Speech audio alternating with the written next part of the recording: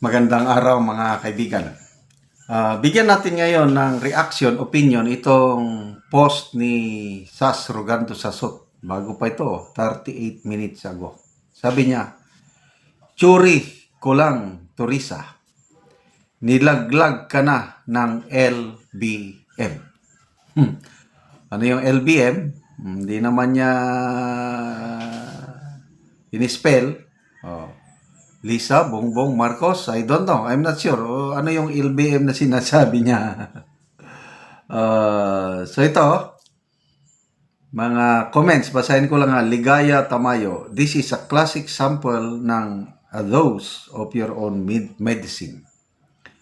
Amira Sumundong, that's what I'm thinking also, Miss Rogando Sasot. A theory that she never expected, perhaps. Okay, so matindi yung ginawa ng alias Karine na yun, no?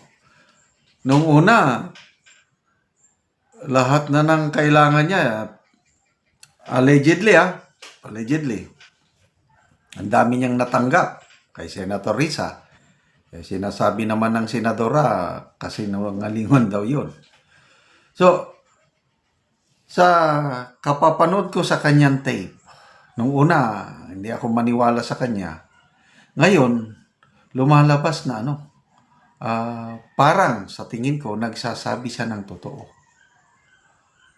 So, sino ang kanyang handler? Kasi ang unang handler niya, Risa. Ngayon, bakit siya magsabi ng ganun? So, ibig sabihin, ang handler niya ngayon, kung may handler siya, mas makapangyarihan. Baka mas... Kaya nga, ang sabi ni Senator Risa, either he was forced or paid. So, going back ito kay Sasot, na nilaglag na siya ng LBM, baka binayaran siya ng mas malaki. Grabe.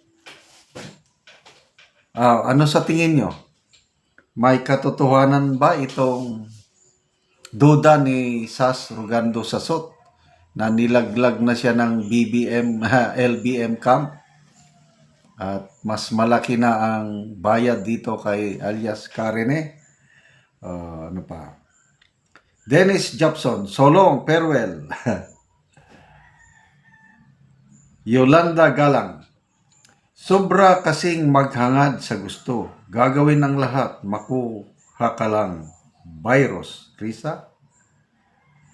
Emil Aller Torciliano, LBM, Lisa Bongbong Martin, nagtatanong. John Perks Infante, Merice, sinabi ba namang tatakbo siya ngayong election 2028? Yun ang malaking pagkakamali ni Senator Risa, yung nagpahayag siya kaagad ng kahandaan niyang tatakbo by 2028. May isa dyan na matagal niya ng pangarap, magiging presidente sa 2028. Siyempre, makikita niya, balakid sa kanya si Risa. So, baka ito na. Baka ito na. Sabi nga ni may post si Kipichu kanina. Sabi niya, ang aga-aga pa, malayo pang 2028, sirang-sira na si Risa Hontiveros. I don't know kung paano niya ito malulusot o siguro iniisip na makakalimutan din ng taong bayan yan. Kung totoong yung sinasabi ni Senator Hontiveros na kakasuhan niya itong alias Karine. Kung mas malakas ang handler ni Karine, nako, magkabukingan na. And I believe, hindi gagawin ni alias Karine ito na wala siyang sinasandalan. Ang hindi ko lang alam kung sino ang kanyang sinasandalan. Nagsalita na ang kampo ni Pastor Apollo Kibuloy through Attorney Israelito Torion na wala silang kinalaman. And I believe, kasi nakakulong na si Pastor Kibuloy. Basically, wala na. Ang KOJC ngayon, hindi naman sa kailang yung influence nila, wala na. Kasi nakakulong ang leader. Kaya, most likely, opinion ko lang ito, merong mas malaking handler nitong si alias ka Rene. Okay? Ano pa? Mahani Rajak. Madam Sas, protektado si Risa. Makakalusot pa rin yan. Ihanda na niya lahat kasing numaling ang script. Well, kung mali itong hinala ni Sas Sasot, kung hindi siya nilaglag ng LBM, pwede, makakalusot. Kung susuportahan pa rin siya ng LBM camp. Ang delikado lang kung totoo ang hinala ni Sas Sasot na nilaglag na siya at kagagawan ito ng LBM. Wala na, delikado na.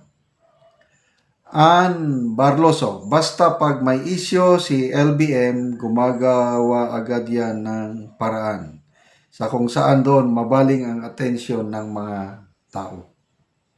Ano bang gusto nilang i-distract? Wala namang malaking issue ngayon para ma-distract.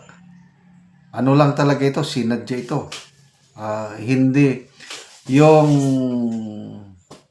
posibilidad na nakonsensya lang si Karen parang malayo yun.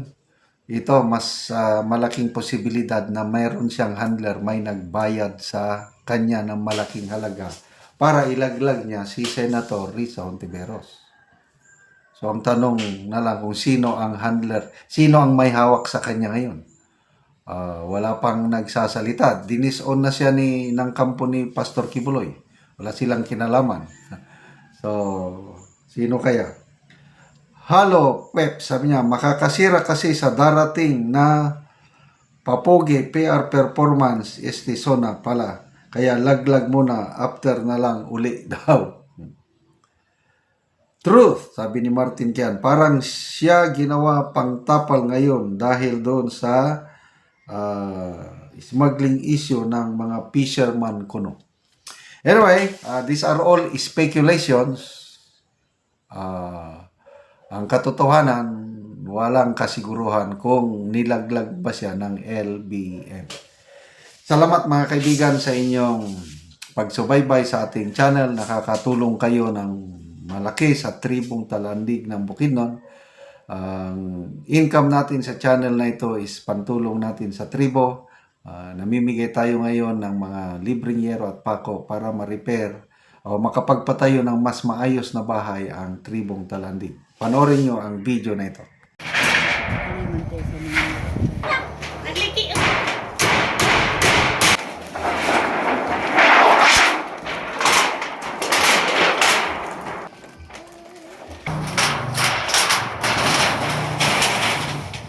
Karon nindot na gid kayo ang ilang atop.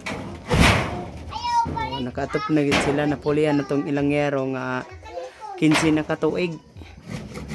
Karon maayo na gid. Una-una, magpasalamat ko sa Ginoo nga naikuan og sa nagtabang og sin kay nailisa na gid among sin nga dinagid mi maulanan. Naag pa nga magpadayon ang ilang pagtabang, daghan pa ang hinala. Salamat po. Nga 10 years na ning among balay. Oo. Ang akong anak dayon duha na kabuok.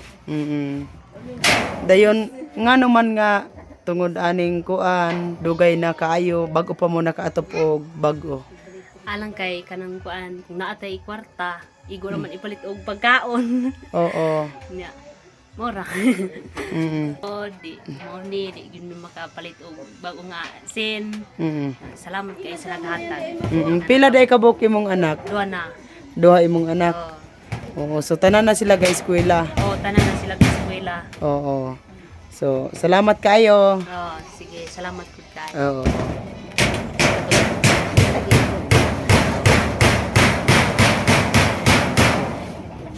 Nindot na gid kayo nga tan-awon og salamat kayo sa Ginoo o sa nagtabang ani, labi na sa naging sponsor. Salamat kayo sa Ginoo sa pagtabang sa among mga katribo nga tanan. Salamat and God bless us all.